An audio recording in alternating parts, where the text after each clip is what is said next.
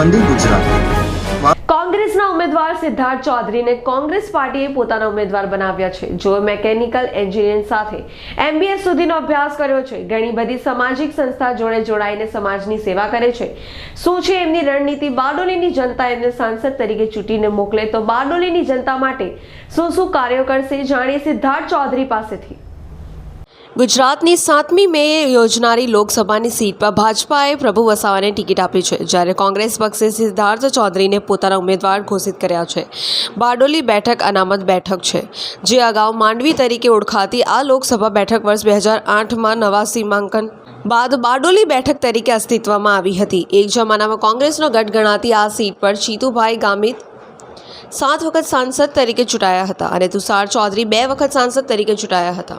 ત્યારબાદ કોંગ્રેસ આ સીટ પર પોતાની પકડ ગુમાવી હતી અને છેલ્લી 2 ટર્મથી ભાજપના પ્રભુ વસાવા બાજી મારી રહ્યા છે, તો પાર્ટીએ એમને ત્રીજી ટર્મ માટે પણ પોતાના ઉમેદવાર ઘોષિત કર્યા છે।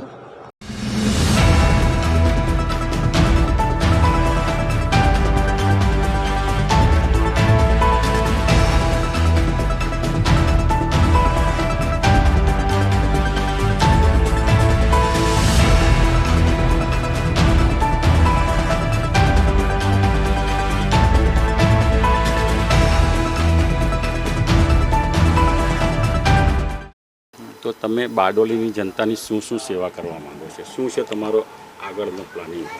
કોંગ્રેસ પક્ષ અને ગઠબંધનના ઉમેદવાર તરીકે મારી પસંદગી થઈ છે, ત્યારે સમગ્ર વિસ્તારની જનતાને હું કહેવા માગું છું કે આપણે ત્યાં જે શિક્ષણની પરિસ્થિતિ છે ખૂબ જ ખરાબ હાલતમાં છે। આંગણવાડી અને શાળાઓની સ્થિતિ અને સ્ટાફની પણ ઘટ છે અને કોઈપણ સમાજ અને કોઈપણ દેશ ત્યારે જ વિકસિત થઈ શકે જ્યારે સમાજ શિક્ષિત બને। એ સૌપ્રથમ તો પ્રાયોરિટી અને પાયાની જરૂરિયાત જેવી છે આ શિક્ષણ, એમાં ધ્યાન આપવામાં આવશે। સાથે સાથે જ આરોગ્યને લઈને કેટલીક સુવિધાઓ, જે કાર્ડની સુવિધાઓ આપતા હતા એ બંધ થઈ ગઈ છે। તે સિવાય પણ અમારે ત્યાં સરકારી હોસ્પિટલનું ખાનગીકરણ કરવાની દિશામાં આ લોકો આગળ વધી રહ્યા છે। તેને લઈને અમે લોકોની વચ્ચે જઈશું અને અમારી પ્રાયોરિટી આ તમામ મુદ્દાઓ રહેશે।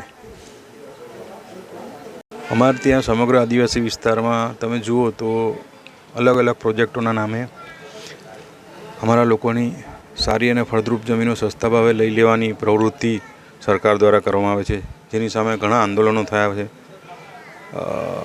બિનજરૂરી હું એવું માનું છું કે આ અમુક પ્રોજેક્ટો બિલકુલ બિનજરૂરી છે અને અમે મુખ્યત્વે આદિવાસી લોકો ખેતી સાથે સંકળાયેલા છે, ત્યારે ખેતીની જમીન અને કોંગ્રેસ સરકારે અમને તમામ આદિવાસીઓને જમીનના માલિક બનાવેલા હતા, તો આ લોકો અમને જમીન વિહોણા કરવાની દિશામાં આગળ વધી રહ્યા છે।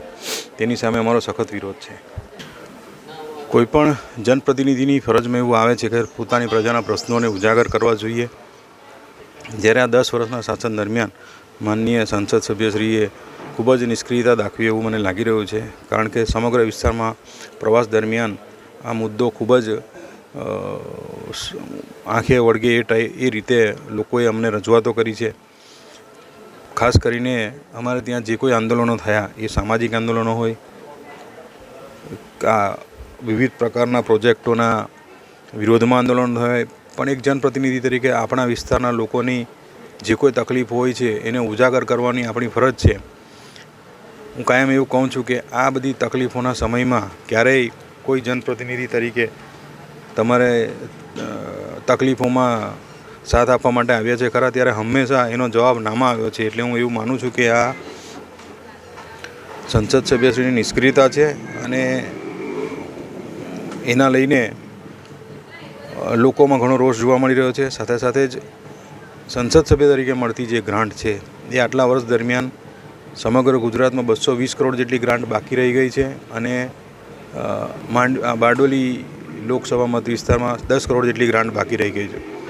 તો હું એવું માનું છું કે આપણને મળતી ગ્રાન્ટનો પણ આપણે પૂરેપૂરો ઉપયોગ કરવો જોઈએ, જે બાબતે કોઈ કંઈક ને કંઈક નિષ્ક્રિય રહી હોય એવું મને લાગી રહ્યું છે। આજે લોકોનો ખાસ કરીને જે અહીંયા આગળ ક્વોરીમાં જે બ્લાસ્ટ કરવામાં આવે છે એનો ઘણા લોકો બહુ જ વિરોધ કરે છે। ગામડા બંધનું એલાન પણ થયું છે, તો એ બાબતે તમે અગર ચૂંટાઈને આવો તો તમે આ શું કરશો?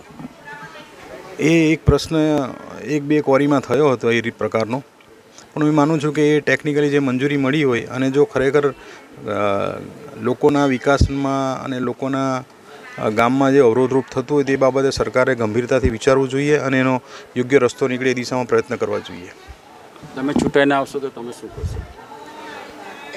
સરકારશ્રીમાં રજૂઆત કરી અને એમાંથી ગામના લોકોને અને લોકોની સુખાકારી માટે જે યોગ્ય રસ્તો નીકળે એ કાઢવાના તમામ પ્રયત્નો કરું છું.